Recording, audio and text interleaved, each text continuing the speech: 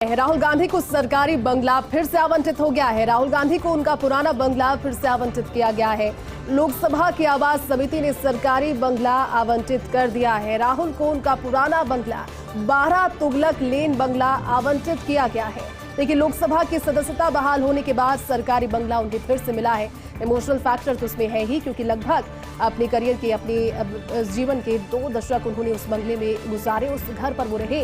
लेकिन जब सदस्यता जाने के बाद उस बंगले को ताला लगा रहे थे, इमोशनल मूवमेंट था, सभी ने देखा। लेकिन अब जैसे जैसे एक मनोवैज्ञानिक जीत के तौर पर विशेषज्ञ बता रहे हैं, सभी के सामने बता रहे हैं कि राहुल गांधी जिस नए पर्सोना में नजर आ रहे हैं, उनके लिए ये भी एक अच्छी बात है कि इस मोमेंट पर यहाँ पहले सदस्यता बहाल होती है, संसद जाते हैं, नया अंदाज नजर आता है। लेकिन अब उन्हें उनका पुराना सरकारी बंगला 12 तुगलक लेन भी वापस मिल गया है।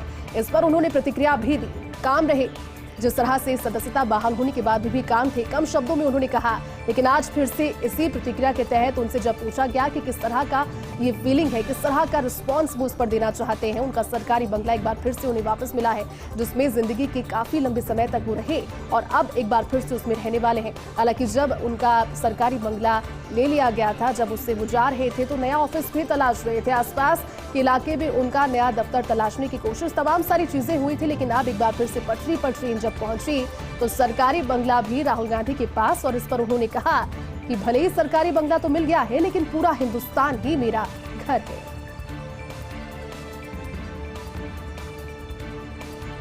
केंद्र में 14 आईपीएस अफसरों का एम्पैनलमेंट हुआ है। डीजी रैंक का पद संभालने के लिए 10 आईपीएस अधिकारियों को सूचीबद्ध किया गया, तो वहीं डीजी के समकक्ष पद को संभालने के लिए 4 अधिकारियों को सूचीबद्ध किया गया।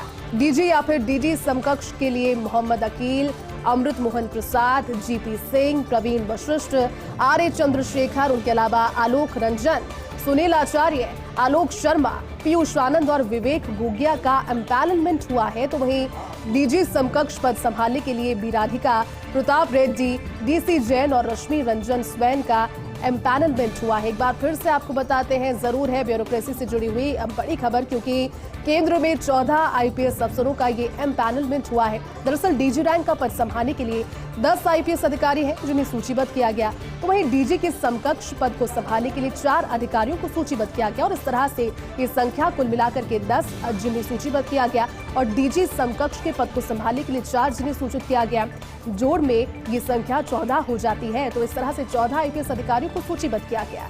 डीजी या फिर डीजी समकक्ष पद के लिए मोहम्मद अकील, अमृत मोहन प्रसाद, जीपी सिंह, प्रवीण वशिष्ठ, उनके अलावा आर चंद्रशेखर, आलोक रंजन, सुनील आचार्य, आलोक शर्मा, पीयूष आनंद और विवेक गोगिया का एम्पैनलमेंट हुआ। तो वहीं डीजी समकक्ष पद संभालने के लिए जिन 4 नामों का जो 4 नाम सामने आए हैं, उनमें बी राधिका, प्रताप रेड्डी, डीसी जैन और रश्मि रंजन स्वैन का एम्पैनलमेंट हुआ। तो राजस्थान को लेकर बीजेपी की दिल्ली में अहम बैठक है। प्रधानमंत्री नरेंद्र मोदी प्रदेश के सांसदों की महत्वपूर्ण बैठक लेंगे। आज शाम 6:30 बजे, यानी कि अब से कुछ ही देर के बाद ये महत्वपूर्ण बैठक है जो शुरू हो जाएगी। पहुंचने का सिलसिला आपने तस्वीरों के जरिए देखा, अलग अलग सभी वहां पर पहुंच रहे हैं। राज्यसभा के सांसद भी है, लोकसभा के सांसद भारतीय जनता पार्टी के भी हैं। गठबंधन की बैठक है तो वहां पर और भी लोग पहुंच रहे हैं। लेकिन भाजपा अध्यक्ष जेपी नड्डा, जो कि लगातार राजस्थान में सक्रिय बने हुए हैं, बैठकों पर बैठ के या फिर कहें कि रैलियों पर रैलियां लोगों के बीच पहुंचना जारी है। राजनाथ सिंह की मौजूदगी में बैठक, लेकिन केंद्रीय मंत्री अर्जुन मेघवाल और कैलाश चौधरी भी मेजबानी करेंगे। भाजपा उपाध्यक्ष वसुंधरा राजे, अलका गुर्जर भी बैठक के लिए पहुंच गई थी। तस्वीरें आपने देखी। 24 लोकसभा सांसदों, 4 राज्यसभा सांसदों को बुलावा इसके लिए भेजा गया। आगे बढ़ते हैं। अक्षय कुमार की आने वाली film much awaited oh my God 2 को लेकर के विवाद आया है सामने। दरअसल अखिल भारतीय पुजारी संघ के निर्माताओं के द्वारा नोटिस भेजा गया है कानूनी। फिल्म में कचौरी खरीदते हुए शिव बने अभिनेता अक्षय कुमार दिखाए गए। इसके अलावा फिल्म में बहुत कुछ और दृश्य भी है जिस पर ऐतराज जताया गया। फिल्म निर्देशक अमित राय, फिल्म निर्माता विपुल शाह और चंद्र प्रकाश द्विवेदी, इसके अलावा अभिनेता अक्षय कुमार, सेंसर बोर्ड के अध्यक्ष प्रसून जोशी को कानूनी नोटिस भेजा है। 11 अगस्त को रिलीज होने वाली है ओ माय गॉड 2। उज्जैन के महाकालेश्वर मंदिर में OMG 2 फिल्म की शूटिंग हुई है, लेकिन ये फिल्म भी विवादों के दायरे में आ गई, क्योंकि कुछ सीन्स ऐसे हैं जिसको लेकर विवाद सामने आया। प्रदेश में अब मंचलों की खैर नहीं। जी हां, मुख्यमंत्री अशोक गहलोत ने एक हाई लेवल मीटिंग में सख्त कार्रवाई के निर्देश इन मंचलों पर दे दिए हैं।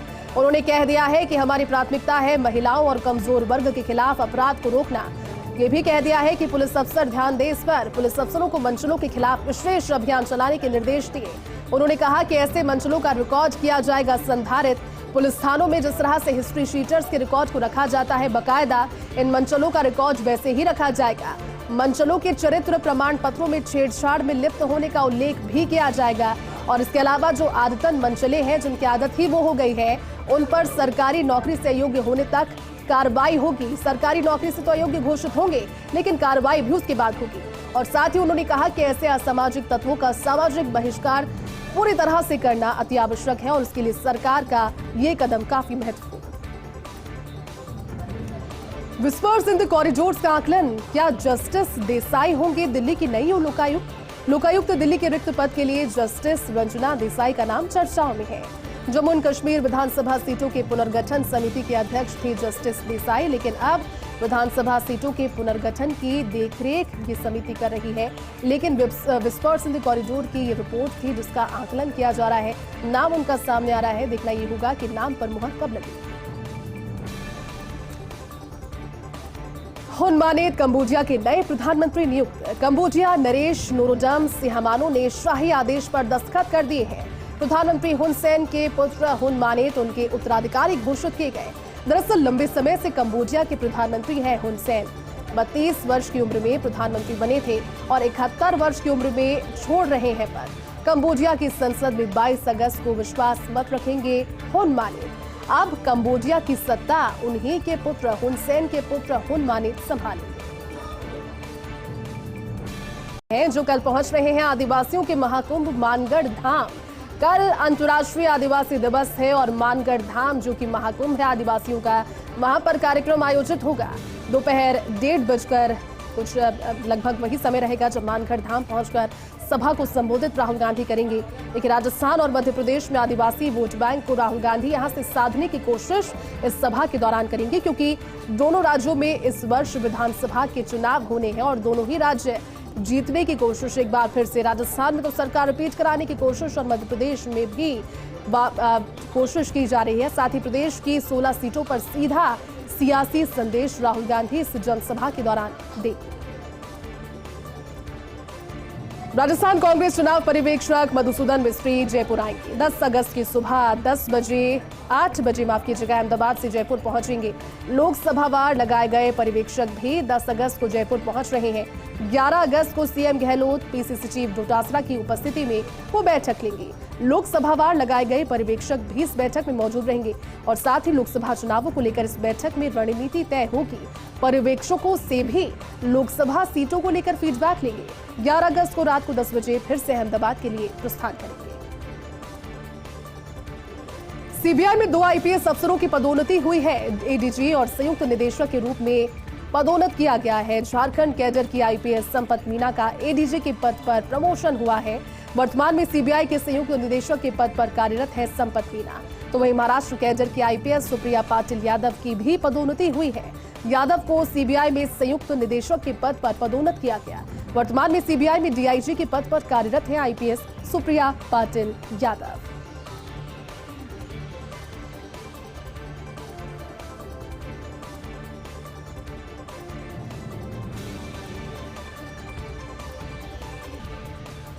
चलिए बात करते हैं जयपुर डिस्कॉम में मिशन राजस्व की। तो वित्तीय वर्ष के 4 महीने में अब तक की सर्वाधिक राजस्व वसूली की है और ये रिकॉर्ड बना दिया है। इस साल अप्रैल, मई, जून और जुलाई में रिकॉर्ड 98.18% राजस्व आया और इससे पहले 2022 में शुरुआती 4 महीने में सर्वाधिक 94.93% राजस्व आया। लेकिन डिस्कॉम के अनुसार वर्ष 2014 की शुरुआत में 4 महीने में 84.47% राजस्व आया। वर्ष 2015 में 88.83% हुआ। 2016 में 88.116% हुआ। 2017 में 90.07% हुआ। 2018 में 88.87% हुआ। 2019 में यही रेवेन्यू 92.03% हुआ। 2022 में कोविड काल के समय 84.24% फिर कम हुआ। 2021 में 89.19% हुआ और 2022 के शुरुआती 4 महीने में ही रिकॉर्ड 94.93% रेवेन्यू जनरेट हुआ है। डिस्कॉम के एमडी आरएन कुमावत लगातार इसकी मॉनिटरिंग कर रहे हैं और उन्हीं की मॉनिटरिंग की वजह से ये उपलब्धि हासिल हुई।